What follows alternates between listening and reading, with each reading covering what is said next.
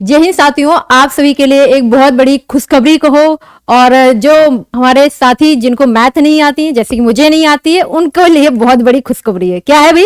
Bihar ASI steno के लिए आपकी नोटिफिकेशन आउट हो गया है। हम जानेंगे कि आपका टोटल पोस्ट कितना है, आपकी योग्यता कितनी है, आवेदन आपको कब से करना है, और हमारी आयु कितनी होनी चाहिए, हमारी एज कितनी होनी चाहिए। चलिए सारी जानकारी हम देखते हैं। उसके लिए आप हमारे साथ लास्ट तक जुड़े रहिएगा। चलेगा, हम देखते हैं सभी चीजों को कि कितना आपके पास क्या होना चाहिए। बात करेंगे हम बिहार पुलिस एएसआई की, ठीक है, और जिसमें आपका स्टेनो की वैकेंसी आई है। आप देखिएगा, बात करते हैं हम आशु सहायक। आशु सहायक का मतलब आपका हो गया स्टेनो की वैकेंसी। किसकी है भाई? स्टेनो की है, ठीक है।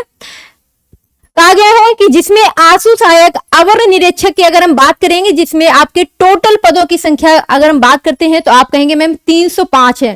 टोटल पद आपके कितने हैं? 305 है।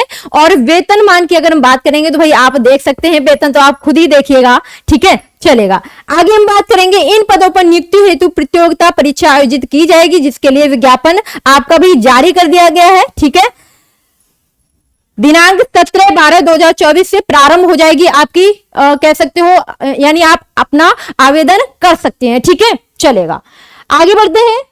कहा गया है कि जिसमें हमने देखा कि 305 पद हैं। किसके पद हैं? बात करेंगे अनारक्षित की, तो अनारक्षित के लिए आपके 121 पद हैं। भाई कितने हैं? 121 पद हैं, ठीक है।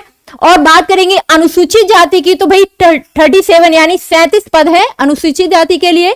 इसके बाद में अनुसूचित जनजाति की बात करेंगे तो भाई इसके लिए 6 पद है, ठीक है। इसके लिए अत्यंत पिछड़ा वर्ग के लिए भाई 4 पद है।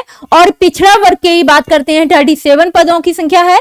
और पिछड़े वर्गों की जो महिलाएं हैं उनके लिए 14 है। और आर्थिक रूप से जो कमजोर हैं उनके लिए 31 है। यानी टोटल पदों की संख्या आपकी कितनी है? 305, ठीक है।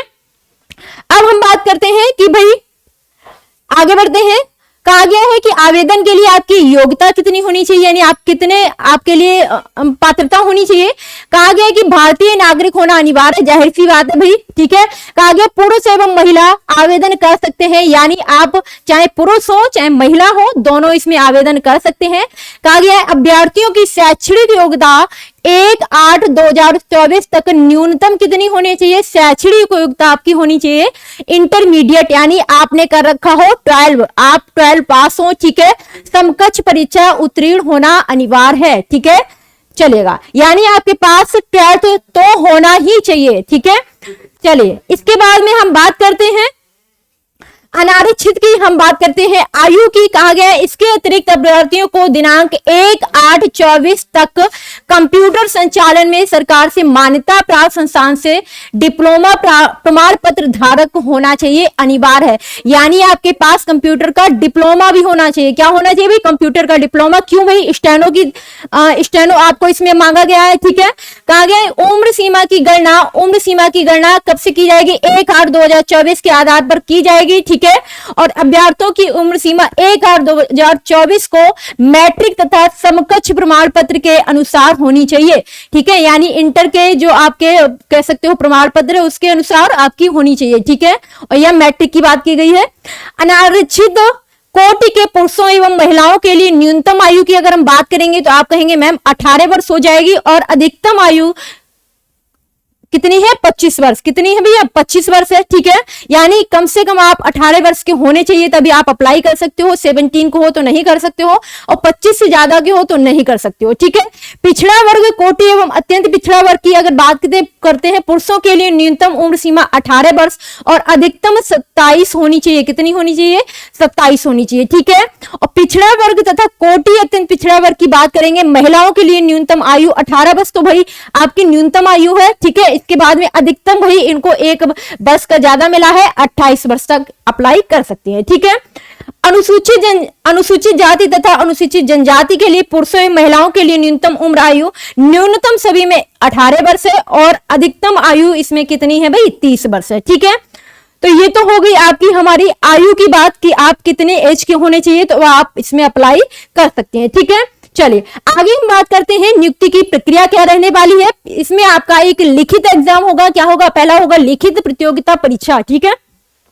कहा गया है आवेदन पत्रों के संग्रहण के उपरांत आवेदन पत्रों की समीक्षा की जानकारी एवं जिन अभ्यर्थियों के आवेदन पत्र सही पाए जाएंगे उनके लिए लिखित प्रतियोगिता परीक्षा का आयोजन किया जाएगा। यानी आप अपना जो कह सकते हो जो फॉर्म फिल कर रहे हो इसमें अपनी सारी डिटेल भाई सही से फिल करिएगा, क्योंकि फॉर्म फिल करने में ही बहुत सारी हम लोग गलतियां कर देते हैं। कोई आयु गलत अपनी एज गलत लिखता है, कोई अपना नेम ही गलत कर देता, कोई पिता का नेम गलत कर देता। तो भाई ये जो फिल करना है अपना फॉर्म उसको बहुत ध्यान से फिल करना है, ठीक है। और कहा गया लिखित परीक्षा में 2 प्रश्न पत्र होंगे। कितने होंगे? लिखित यानी रिटन एग्जाम में 2 प्रश्न पत्र आपके होंगे। कहा गया पहला जो होगा यानी प्रथम जो होगा, कहा गया प्रथम प्रश्न पत्र आपका 100 अंकों का होगा और बहुविकल्पी होगा, ठीक है। यानी ऑब्जेक्टिव टाइप आपका एग्जाम होगा जो कितने 100 अंकों का होगा यानी 100 मार्क्स का होगा, ठीक है। सामान्य हिंदी होगी, कितनी होगी आपकी कह सकते हो जनरल हिंदी, ठीक है।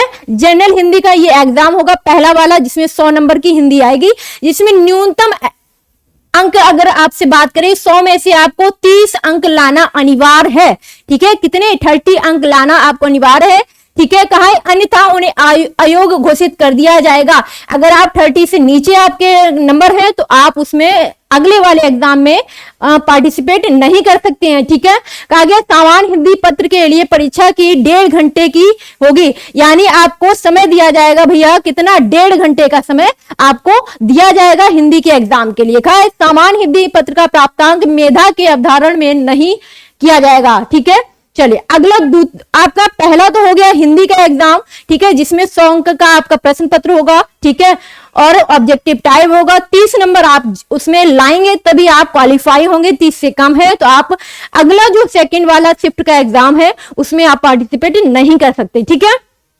द्वितीय प्रश्न पत्र की अगर हम बात करेंगे, द्वितीय प्रश्न पत्र सामान्य ज्ञान एवं समसामयिकी मुद्दों से संबंधित होने चाहिए, ठीक है। यानी सामान्य ज्ञान का होगा द्वितीय प्रश्न पत्र, पहला हिंदी का हो गया, द्वितीय सामान्य ज्ञान एवं समसामयिकी मुद्दे जो है उनसे संबंधित होगा। कहा है कुल 100 बहुविकल्पीय प्रश्नों का होगा, इसमें कितने होंगे 100 प्रश्न इसमें होंगे, ठीक है।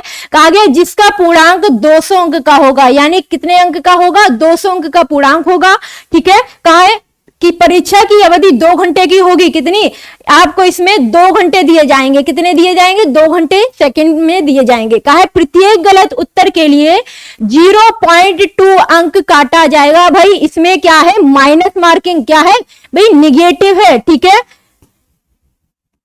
ठीक है। इसमें क्या है भाई निगेटिव मार्किंग आपकी इसमें दी जाएगी, ठीक है। तो भाई इसमें ध्यान से आपको करना है, जो आपको आए वही करिए, अदरवाइज इसमें आपको तुक्का नहीं लगाना है, क्योंकि आप तुक्का लगाएंगे तो जो आपको सही भी होंगे ना वो भी आपके प्रश्न के उत्तर कट जाएंगे। तो भाई आपको तुक्का इसमें बिल्कुल भी नहीं लगाना है, ठीक है।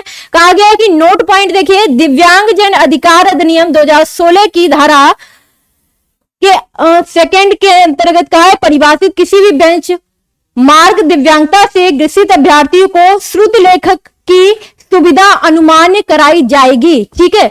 यानी कहा गया है कि जो दिव्यांगजन बच्चे हैं उनके लिए कह सकते हो यानी जो एक दूसरा पर्सन अरेंज किया जाएगा, ठीक है, और उनको ये सुविधा प्रदान की जाएगी, ठीक है, जिससे उनका कार्य कह सकते हो सरल हो सके, ठीक है। चलिए कहा गया है कि अगला है बेंचमार्क दिव्यांग अभ्यर्थी को जो श्रुति लेखक के माध्यम से परीक्षा दे रहे हैं, यानी दिव्यांगजन है, ठीक है, किसी भी कैसे कह सकते हो कि उनको किसी को दिखता नहीं है या कुछ भी उनको प्रॉब्लम है तो उनको एक श्रुति लेखक दिया जाएगा, उसके माध्यम से एग्जाम देंगे, अथवा श्रुति लेखक के बिना परीक्षा दे रहे हो, दोनों ही स्थिति में इन्हें प्रति घंटा की दर से 20 मिनट का अतिरिक्त समय दिया जाएगा। यानी जो दिव्यांगजन बच्चे हैं उनको 20 मिनट्स अधिक दिए जाएंगे, ठीक है।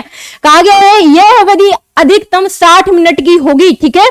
और कहा यदि 1 घंटे से कम अवधि की परीक्षा हो तो अनुपातिक विधि से अतिरिक्त समय दिया जा सकता है। अतिरिक्त समय 5 मिनट से कम नहीं होगा, कम से कम 5 मिनट से होगा, मतलब कम नहीं होगा, ठीक है। और कहा है अनुपातिक रूप से 5 मिनट के गुणांक में हो सकता है, ठीक है।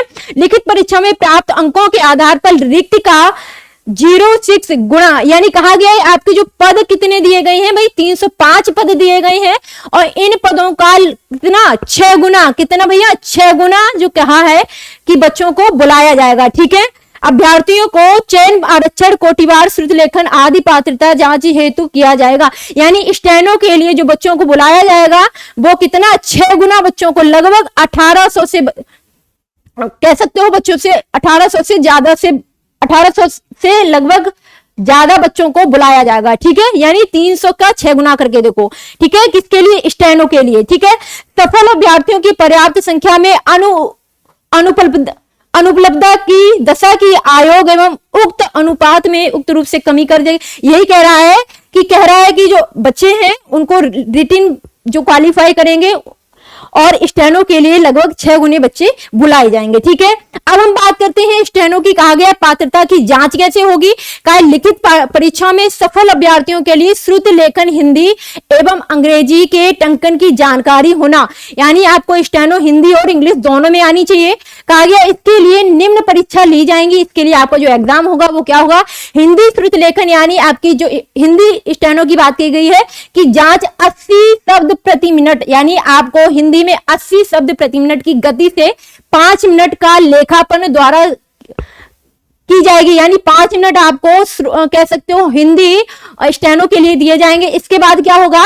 उसे टंकित करने हेतु 20 मिनट और समय दिया जाएगा। कहा गया इसके बाद जो आपने लिखा है, ठीक है, किस 5 मिनट में जो हिंदी स्टेनो लिखा है उसको टाइप करने के लिए आपको 20 मिनट दिए जाएंगे। ठीक है, कहा अभ्यर्थियों को टंकन आरंभ करने के पूर्व 2 मिनट का अतिरिक्त समय शुद्धि हेतु दिया जाएगा। ठीक है, किसके लिए 2 मिनट कह सकते हो? शुद्धि के लिए दिया जाएगा। श्रुति लेख के टंकन की शुद्धि निर्धारित समय के अंतर्गत करनी होगी। ठीक है, यानी 2 मिनट के अंदर करनी होगी।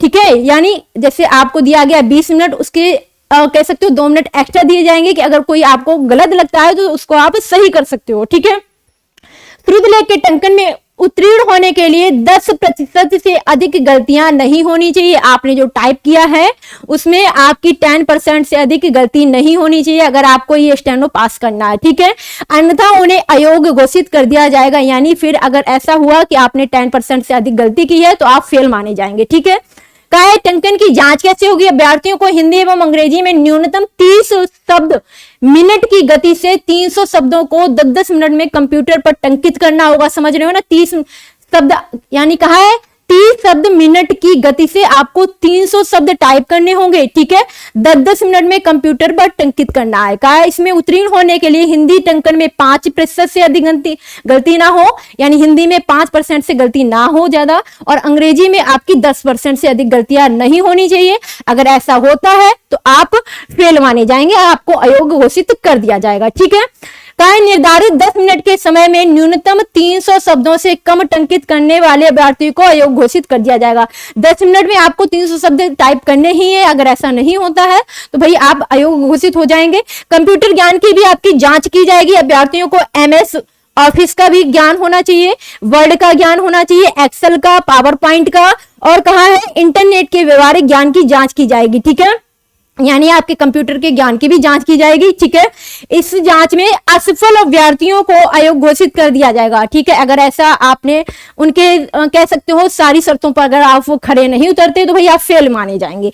पूर्णतः दृष्टि दिव्यांग, पूर्ण अंधेपन से ग्रसित तथा एक हाथ अथवा दोनों हाथ से दिव्यांग कर्मियों को कंप्यूटर सक्षमता जांच परीक्षा में उत्तीर्णता संबंधी शर्तों से विमुक्त दी जाएगी। ठीक है, यानी जो बच्चे दिव्यांग हैं उनको कह सकते हो कि और पूरी तरह से दिव्यांग हैं उनको कहा है कि कंप्यूटर सक्षमता जांच परीक्षा जो होगी उसमें उत्तीर्णता संबंधी शर्तों से विमुक्ति दी जाएगी। ठीक है, तो भाई सभी को मैंने ये जानकारी दे दी। ठीक है, अगर आप चाहते हो आपका इसमें हिंदी आ रहा है भाई और इसमें आपका जीके आ रहा है, ठीक है, और भाई जिसका मैथ है बिल्कुल वीक तो उसके लिए परफेक्ट वैकेंसी है, तो आप इसमें अप्लाई करिएगा। अगर आपको लगता है कि मैथ मुझे नहीं आती और आप लोग अगर चाहते हैं कि आपकी हम लोग भी हिंदी की क्लास शुरू करें तो भाई आपको ज्यादा यानी कम से कम इस मतलब आपको लगभग 100 कमेंट करने हैं।